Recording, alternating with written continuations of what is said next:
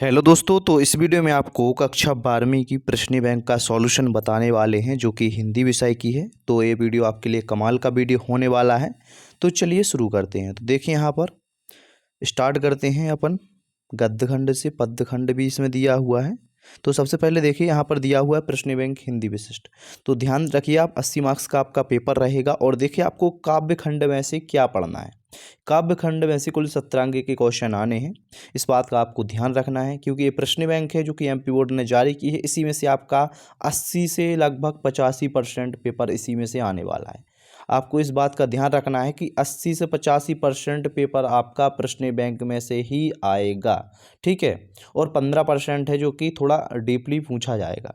तो देखिए यहाँ पर, जैसे कि यहाँ पर लिखा हुआ है वस्तुनिष्ठ प्रश्न है जो कि 6 अंक के आएंगे काव्य खंड में से, ठीक है। और अति लघु उत्तरीय है जो कि 4 अंक के आएंगे, लघु उत्तरीय है जो कि 3 अंक के आएंगे, और यहाँ पर विश्लेषणात्मक है जो कि 4 अंक के आएंगे। इस प्रकार क्वेश्चन आएंगे। और देखिए यहाँ पर एक बात को आपको ध्यान रखना है, जो नोट में दिया गया है काव्यखंड के पाठ हैं जो रेड्यूस कर दिए गए हैं, यानी कि जो हटा दिए गए हैं उनको मत पढ़ना है आपको। जैसे कि दिया गया है पतंग हर्ष स्वीकारा है, बादल राग से कोई भी प्रश्न तो इस प्रश्न पत्र में सम्मिलित नहीं किया जाएगा। तो ये अध्याय आपको नहीं पढ़ना है। तो चलिए शुरू करते हैं। प्रश्न क्रमांक 1 से सभी आंसर आपको बताते हैं। तो देखिए प्रश्न क्रमांक 1 के अंतर्गत बहुत सारे सही विकल्प रखे गए हैं काव्य खंड से। तो सभी सही विकल्प आप देख लीजिए और सभी के आंसर आपको एक साथ बताते हैं। तो आपको सभी के आंसर लिख लेना है। तो चलिए देख लेते हैं इसमें। देखिए बहुत सारे विकल्प दिए गए हैं, इसी में से आपके विकल्प आने वाले हैं। तो देखिए आप प्रश्न क्रमांक 1 में 17 विकल्प दिए गए थे। तो सभी के आंसर देख लेते हैं। तो देखिए ये रहे आंसर। तो जल्दी से इन सभी आंसर को आप नोट कर सकते हो, जिसमें पद्य खंड के प्रश्न क्रमांक 1 के अंतर्गत जो विकल्प 17 विकल्प दिए गए थे सभी के आंसर यहाँ पर लिखे हुए हैं। तो आप ध्यान से देख लीजिए। जैसे कि यहाँ पर फर्स्ट का दिया हुआ है ए नंबर का होगा जीवन, दूसरे का क्या होगा बी होगा, और साथ तीसरे का डी होगा, यहाँ पर देख सकते हो।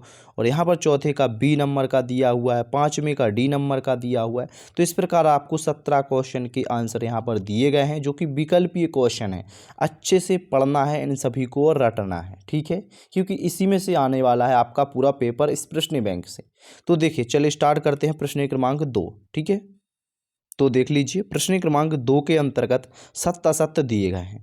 तो प्रश्न क्रमांक 2 के अंतर्गत जितने भी सत्य असत्य दिए गए हैं अच्छे से सभी को पढ़ लेना है। तो इसके अंतर्गत देखिए आप देख सकते हो कितने दिए गए हैं। यहाँ पर देखिए 15 दिए गए हैं। तो 15 सत्य असत्य दिए गए हैं काव्य खंड में। तो इन सभी के आंसर आपको बताते हैं कि कौन सा सत्य है और कौन सा असत्य है। तो देख लीजिए ये रहे सत्य और असत्य। तो यहाँ पर देखिए प्रश्न क्रमांक 2 के अंतर्गत 15 सत्य असत्य दिए गए थे। तो आप ध्यान से सभी को नोट कीजिए, ये सभी आपके सत्य असत्य हो गए, ठीक है। तो जल्दी से इन सभी को आपको लिख लेना है ध्यान से, ठीक है। और इस पीडीएफ को भी डाउनलोड कर लेना है। प्रश्न बैंक को डिस्क्रिप्शन में लिंक दी गई है, टेलीग्राम पर अपलोड है, ठीक है। तो देखिए इसके बाद प्रश्न क्रमांक 3 देख लेते हैं। तो देखिए इसके बाद प्रश्न क्रमांक 3 के अंतर्गत दिए गए हैं एक वाक्य में उत्तर। तो सभी आप ध्यान से देख लीजिए, इन सभी क्वेश्चन को आप पढ़ लीजिए और इन सभी के आंसर आपको डायरेक्ट बताते हैं जो कि एक वाक्य में है, ठीक है। तो देखिए यहाँ पर जो देखिए 11, 12, 13 से 15 तक दिए गए हैं, यानी कि 15 क्या दिए गए हैं, एक शब्द या एक वाक्य में उत्तर लिखना पड़ता है, जो कि यहाँ पर 15 क्वेश्चन दिए गए हैं। तो इन सभी 15 के आंसर आपको एक साथ बताते हैं। तो देख लीजिए ये रहे सभी के आंसर। ध्यान से आप देख लीजिए, ठीक है, और अच्छे से आप नोट कर लीजिए सभी को। तो यहाँ पर प्रश्न क्रमांक 3 के अंतर्गत जो एक वाक्य में उत्तर दिए गए थे इस प्रकार आपको कंप्लीट करना है। सभी के आंसर लिखे हुए हैं आपके सामने, बस आपको अच्छे से पढ़ लेना है, ठीक है, क्योंकि आपका जो पेपर है 80% इस प्रश्न बैंक में से आएगा, ठीक है। तो देखिए इसके बाद अगला क्वेश्चन देख लेते हैं। प्रश्न क्रमांक 4 में दिए गए हैं देखिए रिक्त स्थान। अब रिक्त स्थान में देख लीजिए आप ध्यान से, बहुत सारे रिक्त स्थान यहाँ पर दिए गए हैं, सभी को आपको अच्छे से पढ़ लेना है। तो देखिए यहाँ पर 15 दिए गए हैं, टोटल 15 रिक्त स्थान दिए गए हैं। तो 15 के आंसर आपको बताते हैं। तो देखिए ये रहे सभी के आंसर प्रश्न क्रमांक 4 के अंतर्गत जो थे। तो रिक्त स्थान थे, तो ध्यान से आप देख लीजिए 1 से लेकर 15 तक दिए गए हैं। तो आप अच्छे से स्क्रीनशॉट लेकर रखिए इन सभी आंसर का, और आपको क्या करना है, सभी पढ़ लेना है, ध्यान से पढ़ना है। इसके बाद अगला क्वेश्चन। इसके बाद देखिए इस क्वेश्चन से सही जोड़ी स्टार्ट होती हैं प्रश्न क्रमांक 5 से। तो प्रश्न क्रमांक 5 के अंतर्गत बहुत सारी सही जोड़ी दी गई हैं, जैसे कि यहाँ पर एक फर्स्ट सही जोड़ी दी गई है। इसके बाद देखिए दूसरे नंबर में भी बहुत 5 सही जोड़ी दी गई हैं। ठीक है, इसी प्रकार तीसरे कॉलम में दी गई हैं। तो सभी कॉलम को आप देख लीजिए ध्यान से और सभी के आपको एक साथ चारों कॉलम के आंसर बताते हैं। ठीक है, तो आपको देखिए यहाँ पर जो चारों कॉलम की सही जोड़ी दी गई है कि एक साथ आंसर बताए जा रहे हैं, तो ध्यान से देखिए। तो देखिए ये रहे सभी के आंसर। ध्यान से आपको कैसी सही जोड़ी में लाना है, तो देखिए जो फर्स्ट कॉलम की सही जोड़ी थी तो ये थे आंसर। तो फर्स्ट का था 5वां जिसमें छायावाद के प्रवर्तक लिखना है, और देखिए बी नंबर का तीसरा लिख देना है आपको, बी की तीसरे से सही जोड़ी मिलाना है, सी की फर्स्ट से मिला देना है, डी की दूसरे से मिलाना है और ई की फोर्थ से मिलाना है जिसमें गुजराती कविता लिखा था। तो आपका ये फर्स्ट कॉलम की सही जोड़ी हो गई। इसके बाद दूसरे कॉलम की सही जोड़ी इसी प्रकार यहाँ पर दी गई हैं। ठीक है, तो इसी प्रकार आपको क्या करना है, इस दूसरे कॉलम की सही जोड़ी को आपको क्या करना है, लिख लेना है। ठीक है, इसके बाद देखिए यहाँ पर अगला जो कॉलम तीसरा था, तो तीसरा कॉलम देख लीजिए, इसमें ये पूरी सही जोड़ी दी गई हैं। तो यहाँ पर फर्स्ट का 3 होगा, दूसरे का 1 होगा जिसमें द्विवेदी युग लिखा होगा, और सी नंबर का दूसरे से मिला देना है, डी का 5 से मिला देना है, ई का 4th से मिला देना है। तो ये आपका 4th वाले कॉलम की सही जोड़ी हो जाएंगी। और इसके बाद में देखिए यहाँ पर आपका जो 4th वाला कॉलम था, अभी तो 3rd वाला कॉलम था, ये 3rd वाला था, ये 4th वाला कॉलम देखिए। तो इस सभी सही जोड़ी को आप अच्छे से मिला लीजिए। तो देखिए चारों का एक साथ आप स्क्रीनशॉट ले सकते हो। तो यहाँ पर सभी सही जोड़ी जो कि यहाँ पर आप देख पा रहे होंगे, तो यहाँ पर आपकी पूरी सही जोड़ी कंप्लीट हो जाएंगी प्रश्न क्रमांक 5 में जो दी गई थी।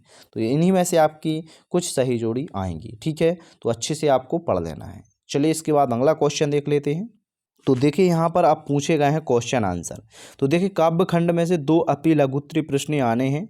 ठीक है, लेकिन यहाँ पर आपको बहुत सारे बताए जाएंगे। ठीक है, तो यहाँ पर देखिए 2-2 अंक के 2 क्वेश्चन आने हैं, तो टोटल 4 अंक और 30 शब्द की शब्द सीमा रहेगी, 30 शब्दों में लिखना है।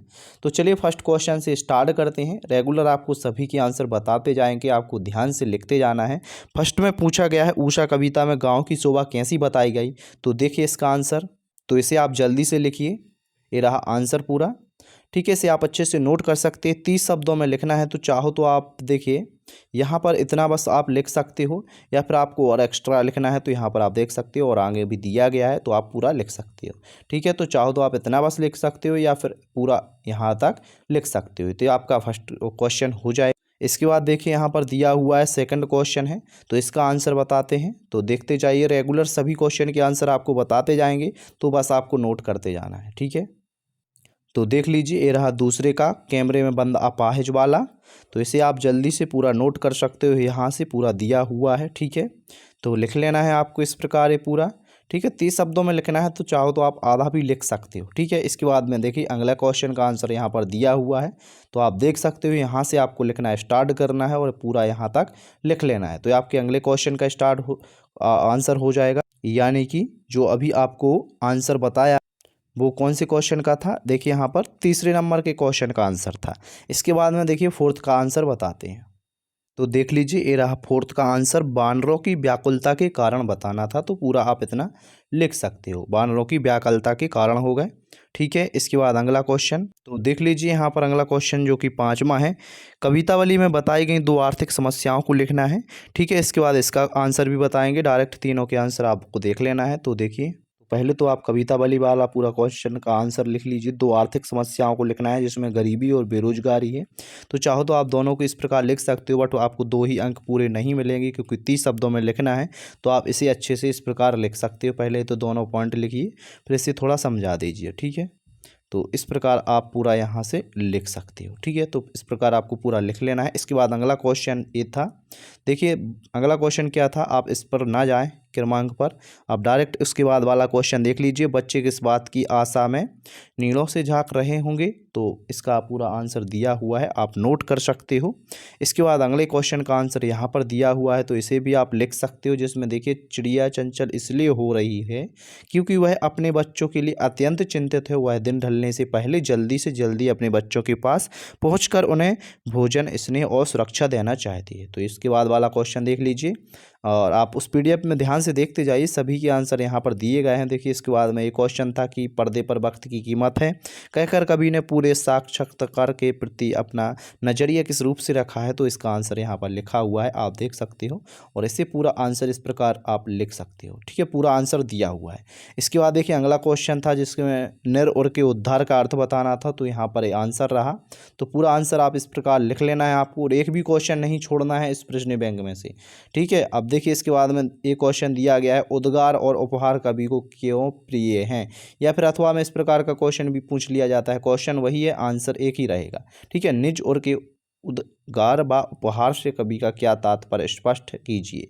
तो आप इसे पूरा आंसर लिखिए, पहले तो ये 3 लाइन नोट कीजिए, इसके बाद में और भी है। तो यहाँ पर देखिए ये था पूरा आंसर, यहाँ पर आप पूरा यहाँ से लिख सकते हो इतना, ठीक है। तो इतना पूरा आंसर आप नोट कीजिए।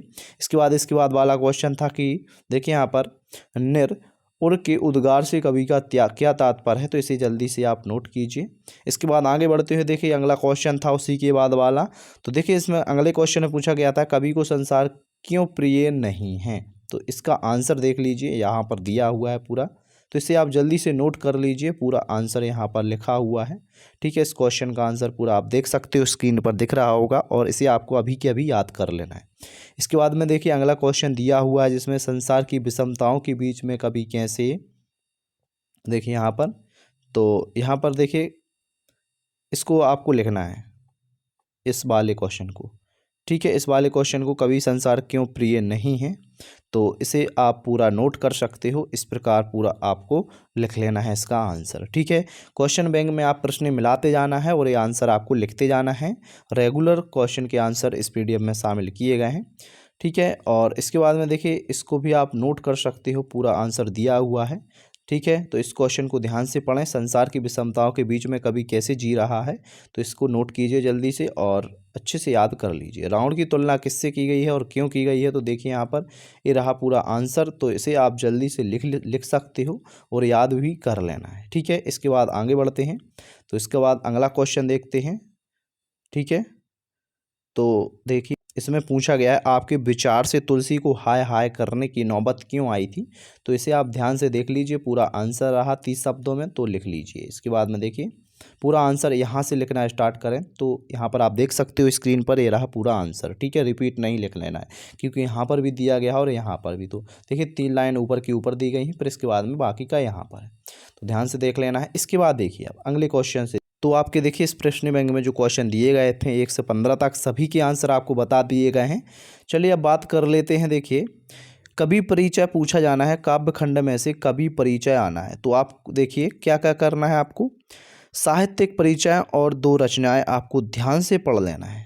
अब क्या पढ़ना है, देखिए 2 रचनाएं भाषा शैली और साहित्य में स्थान आपको अच्छे से पढ़ना है, और किनका पढ़ना है तो यहाँ पर दिए गए हैं, गोस्वामी तुलसीदास का देख लेना है, आपको परीक्षा अध्ययन या गाइड में अच्छे से दिया गया है। शमशेर बहादुर सिंह का आपको साहित्य में स्थान भाषा शैली रचनाएं देख लेना है, हरिवंश राय बच्चन की भी देख लेना है, और कुंवर नारायण और रघुवीर साय, तो पांचों के आपको ध्यान से पढ़कर जाना है, जिसमें से वेरी मोस्ट इंपोर्टेंट रहेगा, ठीक है। इसके बाद देखिए आगे संदर्भ प्रसंग आएगा। अब संदर्भ प्रसंग तो एक ही आना है, लेकिन आपको पढ़ना कम से कम 8 पढ़ेंगे, 8-10 देख लोगे उसमें से एक आ जाएगा, ठीक है, जो इसमें दिए गए हैं। तो क्या करना है, अब देखिए 4 अंक का एक आना है और 120 शब्दों में लिखना है। तो देखिए यहाँ पर एक ए दिया गया है, यदि आपकी परीक्षा अध्ययन गाइड में अच्छे से दिया गया है तो उसमें से कर लेना है, नहीं तो मैं आपको आंसर बताता हूँ, उसमें से भी आप कर सकते हो। तो यहाँ पर फर्स्ट, सेकंड और इसी प्रकार थर्ड दी गई है, फोर्थ भी दी गई है, ठीक है। इसके बाद में 5th नंबर में भी दी गई है एक पोयम, 6वें नंबर पर, 7वें और 8वें में दी गई है। अब 8 के डायरेक्ट आपको आंसर बताएंगे, तो आपको ध्यान से सभी को रेगुलर देखते रहना है। तो देखिए फर्स्ट यहाँ पर पोयम आप देख रहे होगे, तो मिलाते जाना है, ये रही पूरी पोयम, तो इसे देख लीजिए पूरा।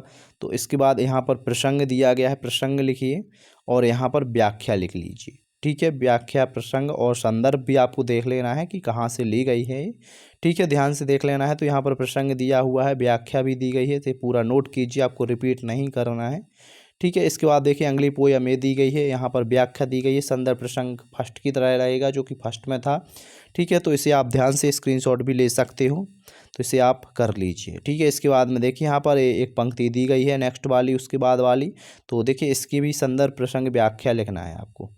तो यहाँ पर देखिए इस पंक्ति को ध्यान से करना है। तो प्रसंग लिखा हुआ है, संदर्भ सेम रहेगा उसी फर्स्ट की तरह है, ठीक है। और यहाँ पर व्याख्या भी दी गई है। और इसके बाद में इस व्याख्या को कंप्लीट इस प्रकार आप कर सकते हो, स्क्रीनशॉट भी आप ले सकते हो, ठीक है। ध्यान से लिख लेना है। इसके बाद में देखिए इसमें आगे विशेष भी पूछा गया था, तो इस विशेष को भी आपको दोनों लिख देना है, दोनों वाक्य लिख देना है, ठीक है। इसके बाद देखिए यहाँ पर नेक्स्ट जो कि पोयम थी, तो देख सकते हो, तो ये रही नेक्स्ट पोयम। तो इसे आप ध्यान से देखिए, और यहाँ पर प्रसंग दिया हुआ है, व्याख्या भी दी गई है, तो इसे ध्यान से आप स्क्रीनशॉट ले सकते हो। संदर्भ भी लिखना है ध्यान से, ठीक है। तो इसके बाद देखिए यहाँ पर ये दिया गया है व्याख्या पूरी, तो व्याख्या को जल्दी से लिख लीजिए। अगली पोयम यहाँ पर दी गई है, और इसका सार भी यहाँ पर दिया हुआ है, कुंवर नारायण की कविता। तो इसे आप ध्यान से पूरा देख लीजिएगा, ठीक है। ध्यान से आपको अच्छे से करके जाना है। अगली पोयम आप देख सकते हो, ये रही, ठीक है। ये पोयम रही, तो देखिए संदर्भ पूर्वत रहेगा, तो संदर्भ को आपको देख लेना है ध्यान से कि ये कहाँ से ली गई थी। और यहाँ पर देखिए प्रसंग दिया हुआ है, और प्रसंग के बाद व्याख्या भी दी गई है, ठीक है। इसके बाद में देखिए यहाँ पर एक जो क्या दिया गया है, देखिए इसे पढ़िए ध्यान से, 2 लाइन में दिया गया है, और इसका भावार्थ लिखना था तो दिया गया है भावार्थ। इसके बाद नेक्स्ट पोयम थी, तो इसे भी आप देख लीजिए, और यहाँ पर इसकी व्याख्या प्रसंग संदर्भ भी दिया गया है। देखिए पहले तो आप पोयम मिला लेना है, आपको संदर्भ दिया गया है, प्रसंग दी गई है, और व्याख्या देखिए यहाँ पर लिखना है, ये रही व्याख्या। तो व्याख्या में आप देखिए यहाँ से कहाँ से लिखना है, तो चाहो तो आप यहाँ से लिख सकते हो या फिर यहाँ से लिख सकते हो। तो यहाँ से आपको पूरा यहाँ पर लिख लेना है, ठीक है। तो ये व्याख्या थी। इसके बाद आपका खंड जो काव्य खंड है यहाँ पर कंप्लीट होता है, ठीक है। इसके बाद आता है आपका क्या, गद्य खंड। तो गद्य खंड का सेकंड वीडियो आएगा, इसका पार्ट 2, उसमें इसका सॉल्यूशन बताया जाएगा। वीडियो को शेयर कर सकते हो, लाइक कर सकते हो, लेकिन इस प्रश्न बैंक को आपको अच्छे से पूरा याद करके जाना है। इसी में से आपका 80% पेपर आएगा। तो आप पार्ट 2 आएगा, यदि आपको चाहिए उसका सॉल्यूशन, तो इकाई 2 यानी कि जिसमें गद्य खंड शामिल रहेगा, सभी के आंसर बताए जाएंगे, तो वो सेकंड वीडियो में आपको दे दिया जाएगा। डिस्क्रिप्शन में लिंक दी गई है, इसको आप डाउनलोड कर लीजिए पूरी PDF को, ठीक है। Thank you.